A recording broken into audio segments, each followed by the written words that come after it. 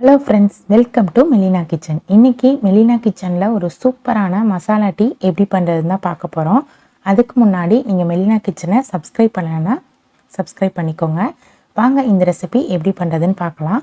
First இந்த recipe பண்ணுறதுக்கு 2 ஏலக்காய், ஒரு துண்டு இஞ்சி, ரெண்டையும் இது போல் லைட்டாக இடித்து எடுத்துக்கோங்க. இது ஒரு பக்கம் இருக்கட்டும், நம்ம டீ போட ஸ்டார்ட் பண்ணிடலாம். இதுக்கு ஒரு பாத்திரத்தில் 1 கப் தண்ணி சேர்த்துக்கோங்க.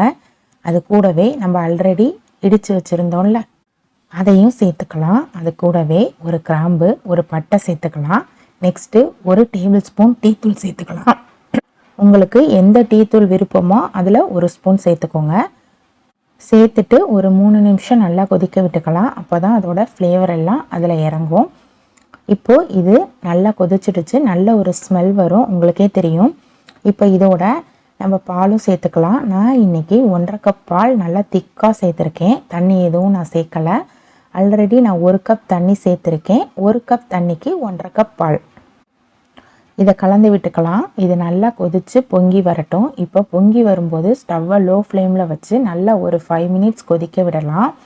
அப்போ தான் எல்லா ஃப்ளேவரும் நல்லா இறங்கும், டீயும் ரொம்ப நல்லாயிருக்கும். இப்போ ஸ்டவ்வை ஆஃப் பண்ணிவிட்டு நமக்கு தேவையான சுகர் சேர்த்துட்டு நம்ம வேறு ஒரு பாத்திரத்துக்கு ஃபில்டர் பண்ணிக்கலாம். ஃபில்டர் பண்ணியாச்சு. இப்போ டம்ளருக்கு நம்ம மாற்றிக்கலாம்.